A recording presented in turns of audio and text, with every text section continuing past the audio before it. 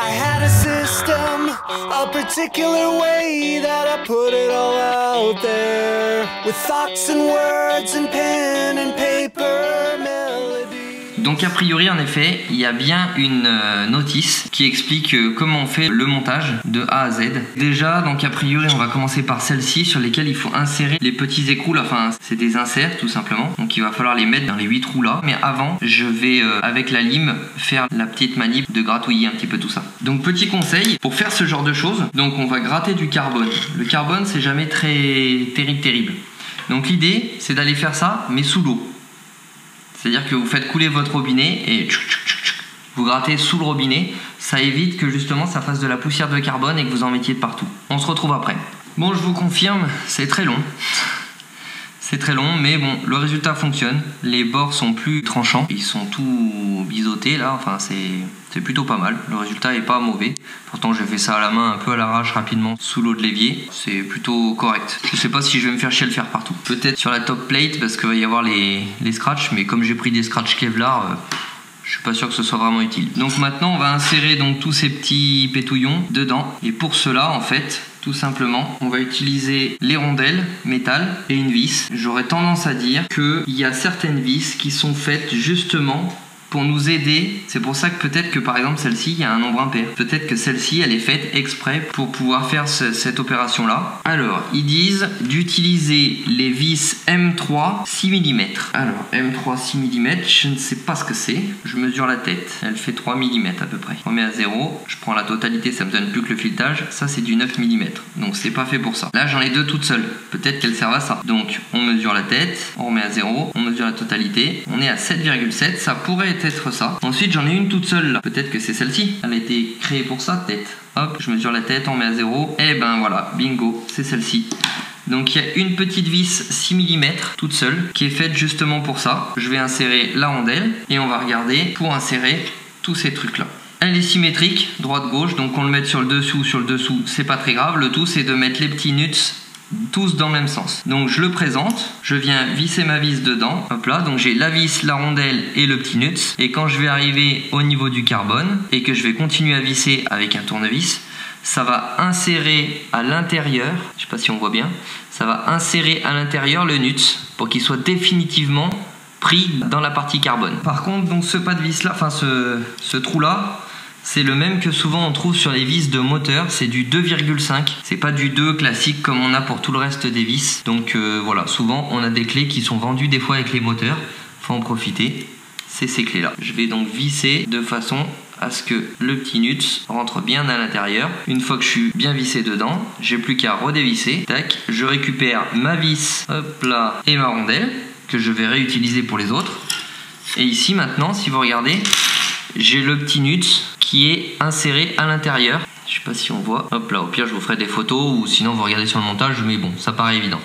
L'idée c'est de mettre tous les autres, mais tous du même côté, sinon ça n'a pas grand intérêt. Allez, c'est parti. Alors, je pense que à mon avis, des rondelles ils en ont mis en plus au cas où on foire la première. Parce que c'est un élément relativement important, c'est pour éviter d'abîmer le carbone. À chaque fois, avant d'en enclencher un, je vérifie bien que je suis dans le bon sens. Alors ça, faut pas en perdre parce qu'il n'y en a pas en plus, malheureusement. J'ai l'impression qu'ils ont mis 2-3 trucs en plus, mais ça, il n'y en a pas en plus. Donc il faut pas les perdre, quoi. Bon, au cas où vous foirez la vis, hein, vous pouvez très bien en prendre une autre. Hein. Je pense pas que ça ait une grande importance de quelle vis on utilise pour faire cette opération-là. À mon avis, ça n'a pas vraiment d'importance. Si par exemple, vous foirez la tête, n'hésitez pas à utiliser une de vos autres vis, c'est du M3 quoi après. Hein. Donc voilà, c'est vrai que celles-ci sont relativement costauds comme vis, donc c'est plutôt une bonne vis pour faire ce genre d'application, mais bon.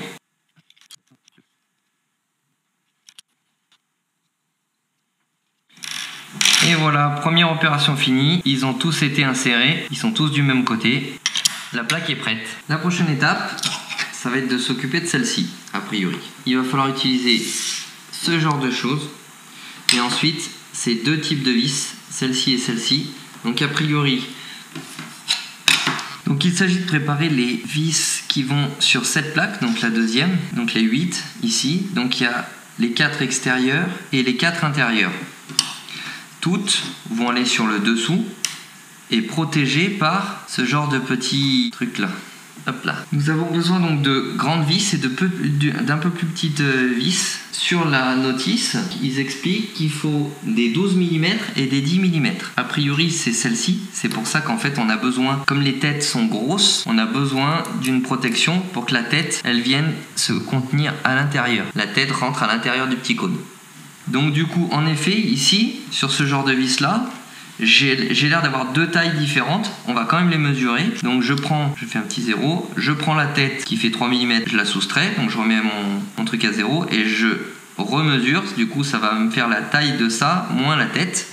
Et en effet là on est à 11,6, 11,7, donc ça doit être les 12 mm. Celle-ci, on mesure la tête à nouveau, on met à 0, on mesure la totalité. Et donc là on est à peu près à 10 aussi, donc c'est 10 et 12. C'est bien ça. Donc d'après la notice, sur cette plaque-là, ce sont les plus longues à l'intérieur, ici, parce que je pense qu'elles vont servir également à fixer la PDB, ou les éléments sur le dessus. Donc il ne faut pas insérer la vis comme ça tout de suite. Il faut d'abord mettre ces petites rondelles de protection, et ensuite insérer ceci. Hop là, donc première, deuxième, troisième, donc les 4 de l'intérieur, c'est les grandes, celles de 12 mm. Et ensuite, il en faut 4, donc du coup, il y en aura une de spare. A priori, il y en a une en plus, je sais pas pourquoi. Peut-être que ce sera celle-ci, sûrement, j'imagine. Celle qui va au milieu, là. A priori, il va y avoir un truc ici. 1, 2, 3, 4. Celle de l'extérieur. Donc celle-là, c'est les 10 mm, et donc il reste une 10 mm et une petite rondelle, et donc là ils font le montage avec les bras. A priori ils mettent ça dessus comme ceci, et il va falloir englober les bras. Je peux remarquer que sur les bras il y a deux trucs de vis, ça a l'air d'être comme ça. C'est simple, en fait on voit par rapport au carbone que les vis elles sont pas dans l'axe, elles sont légèrement désaxées comme ça, comme si ça tournait un petit peu.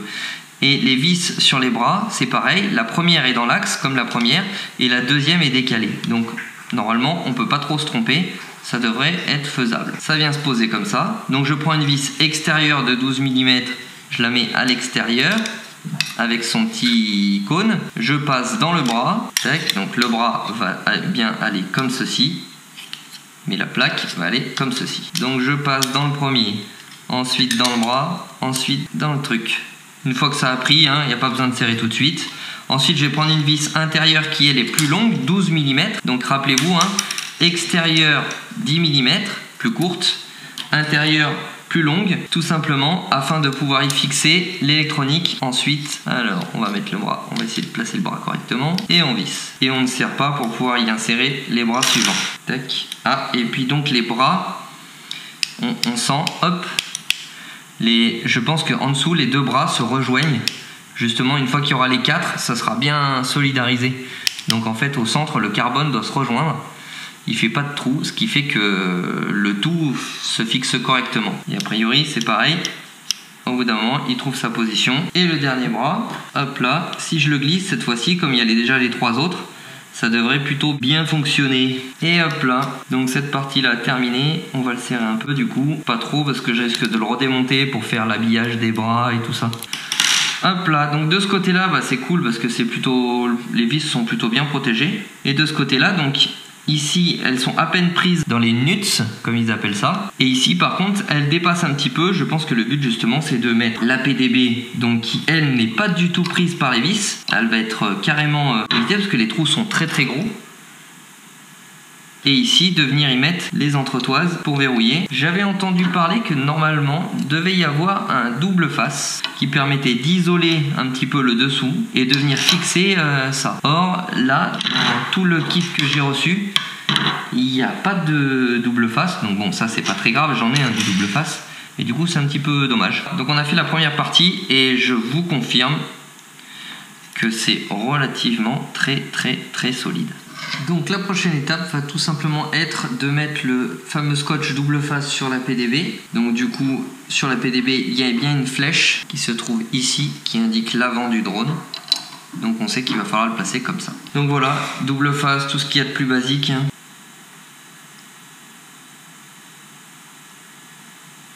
Et on va récupérer donc les petits bouts que je viens de couper là pour le mettre ici entre les deux.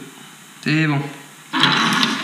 Ok, donc avant, toujours la petite flèche qui indique l'avant. Et on vient positionner correctement la PDB, qu'elle soit bien positionnée. Hop là. L'étape suivante, a priori, ce serait de mettre les petits dumps donc, qui ont été fournis avec la PDB, pas ceux qui ont été fournis avec la frame, puisque du coup, a priori, comme la PDB elle a beaucoup plus de choses, il faut que ça se lève un peu plus pour pas que la carte de vol vienne taper contre. Et donc la carte de vol viendra par-dessus. Pareil, il y a un sens, la flèche se trouve ici, front. On viendra juste ici.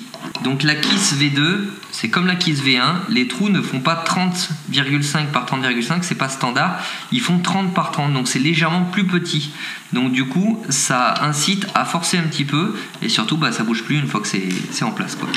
Donc là, a priori, j'ai aucun composant qui touche. On voit, je sais pas si on voit bien à travers, mais en effet, il y a beaucoup plus d'espace du coup, ici, là, entre les connecteurs et là où on va mettre la XT60.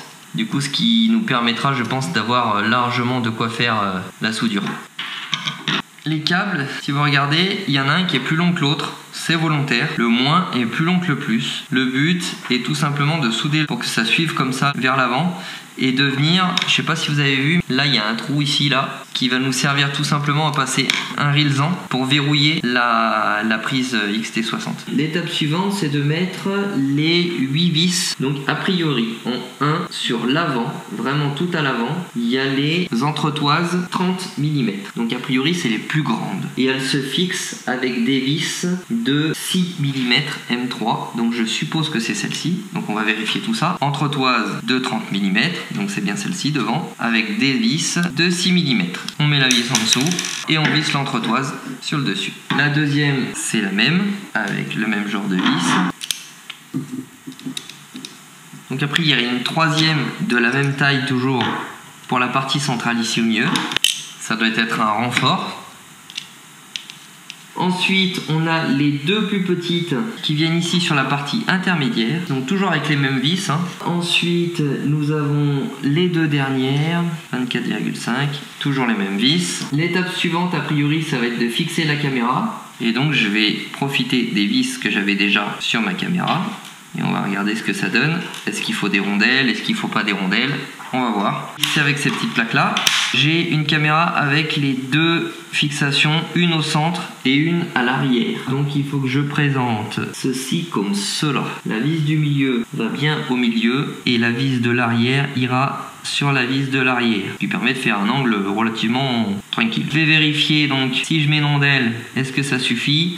Il n'y a pas beaucoup de pas de vis qui passent, donc on va enlever la rondelle, on va faire traverser ça et on va visser ça là-dedans avec la bonne clé que je vais aller chercher. Donc voilà, la bonne clé, première vis. Avant de mettre les autres, je vais tout de suite mettre l'autre côté de façon à pouvoir voir si l'écartement va me permettre de reclipser ça dans la frame après. Est-ce que j'ai le bon écartement?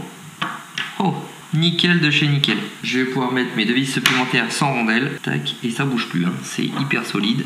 Et ça rentre du premier coup dans les ergots. L'étape suivante, s'occuper de la top plate. Ceci, a priori, il faut coller ceci dessus. Donc, je vais enlever les petits pads qui servent à rien. Donc on enlève le double face et on le présente. Ça a l'air d'être pas trop mal.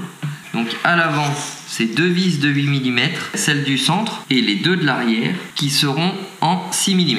On pose ça sur le dessus, on va clipser donc les parties en carbone de la caméra. Plaque. Devant, on met les deux grandes. Au milieu, une petite, donc de 6 mm. Donc devant 8 mm, au milieu 6 et à l'arrière 6. L'étape suivante, c'est de prendre les M3 16 mm. Avec les petits trucs d'antenne, il y a deux morceaux. Ça a l'air d'être de l'impression 3D, mais je suis pas sûr. Donc il y a le tube qui va dedans. Et ensuite, on le présente ici, sur la petite entretoise, là, ici. Et on vient visser, tout simplement, la vis de 16 mm.